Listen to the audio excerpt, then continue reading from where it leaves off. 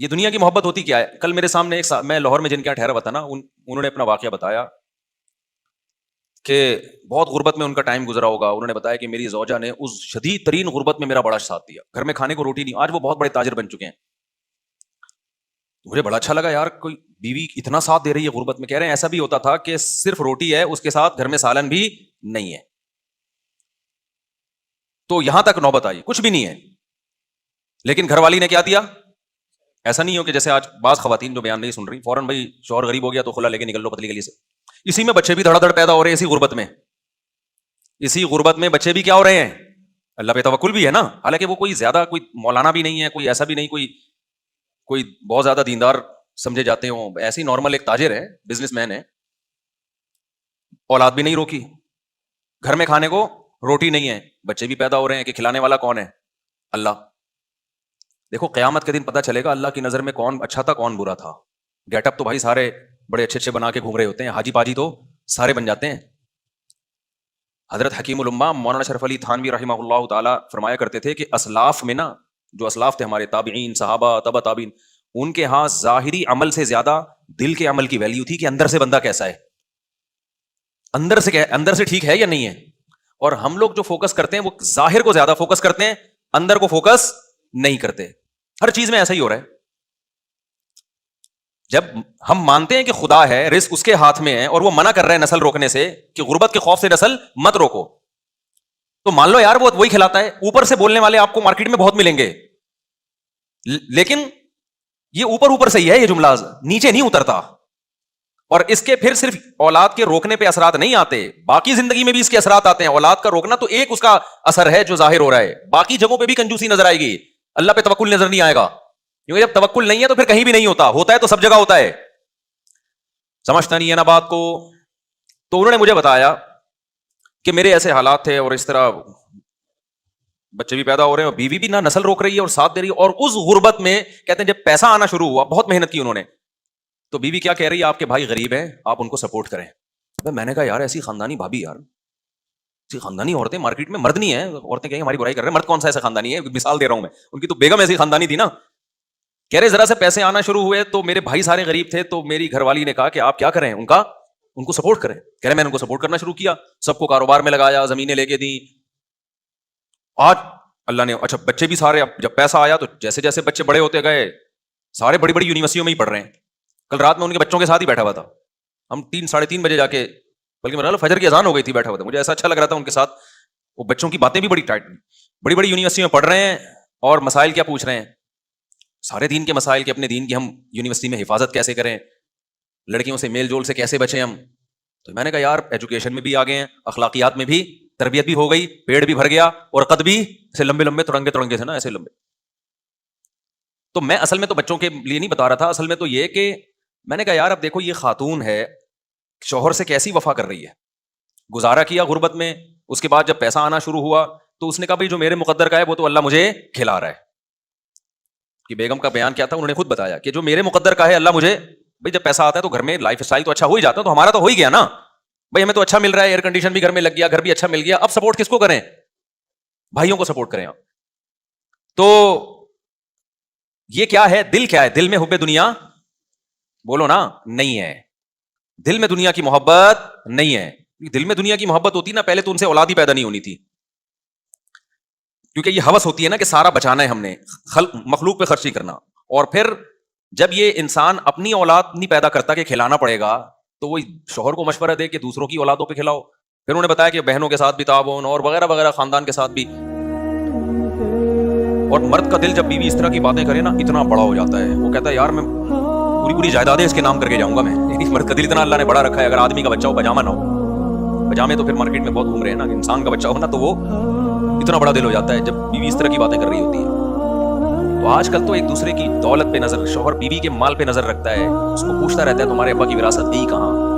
بھائی یہ اس کا ہیڈ ہے یار، اگر اس کو ملی بھی ہے تو تجھے کیا دلچسپی ہے کہ اس کے پاس بینک میں کتنے پیسے ہیں، اس کو ابا کی وراثت سے کیا ملا، تیرا لینا دینا نہیں ہے. تیری جو ذمہ داری ہے وہ تو نے پوری کرنی ہے نا.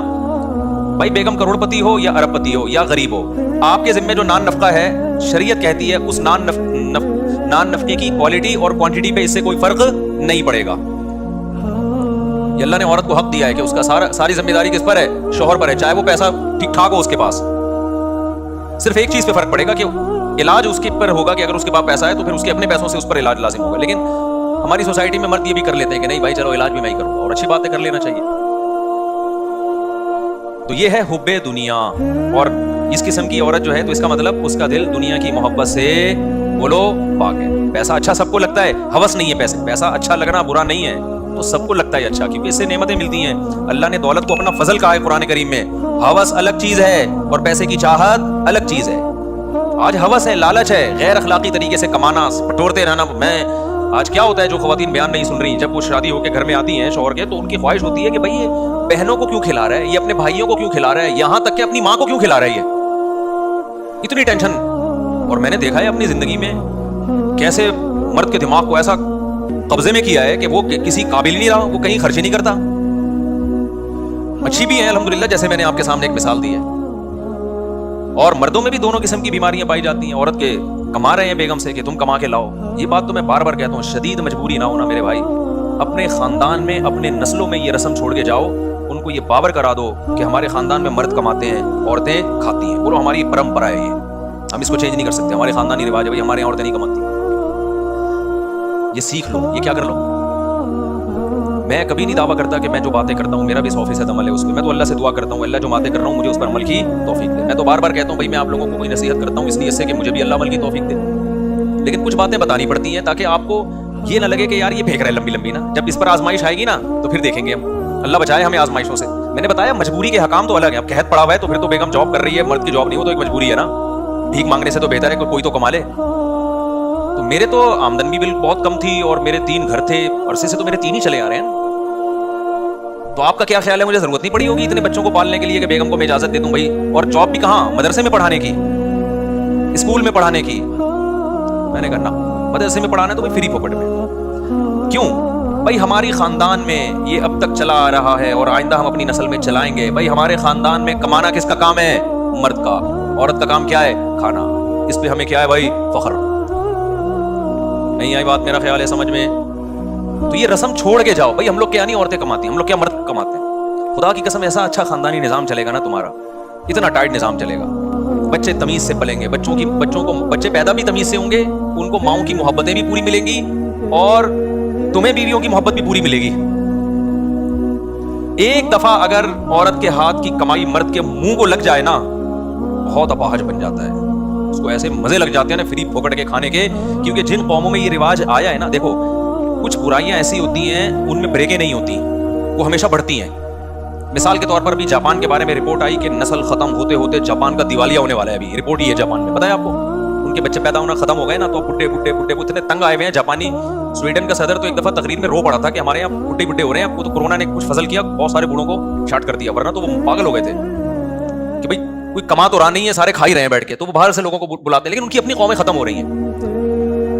ایسا کیوں ہوا؟ جب انہوں نے فیملی پلاننگ کو شروع کیا تو ان کے ذہن میں یہ نہیں تھا کہ یہ یہاں جا کے بند ہوگا. ان کا خیال تھا ابھی ہم 2، پھر ہم کہیں گے اب 3 کر دو، پھر دوبارہ 2 پہ آ جاؤ. یہی تھا نا.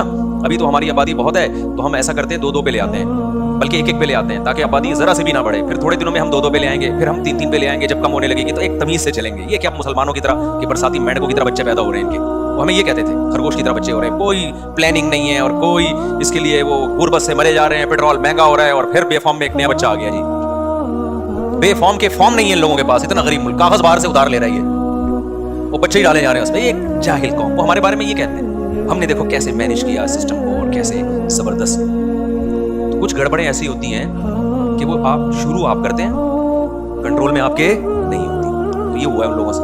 اب ناروے ایک بچہ پیدا کرنے پر 24 لاکھ روپے دے رہے ہیں پاکستانی. یہ 24 لاکھ پچھلے سال کی رپورٹ ہے جب کرنسی کی. اب تو وہ 30-35 لاکھ بن چکی ہوں. آپ ناروے کی نیشنلٹی لو اور کوئی کام نہ کرو وہاں جا کے، صرف یہی کرو، ملتے رہیں گے آپ کو. وہ کہہ رہے ہیں ہماری قوم بڑھے.